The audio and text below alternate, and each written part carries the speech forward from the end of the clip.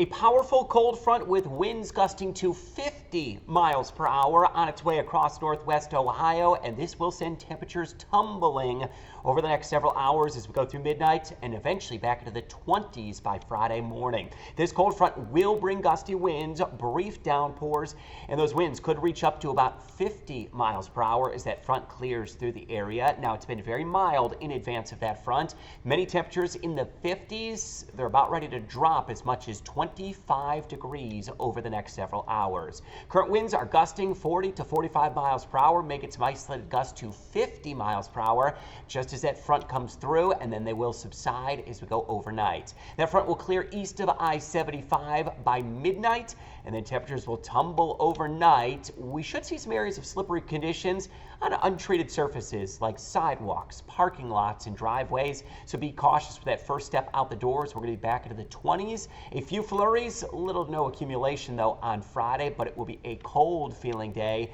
Highs on Friday expected to only reach into the mid-20s.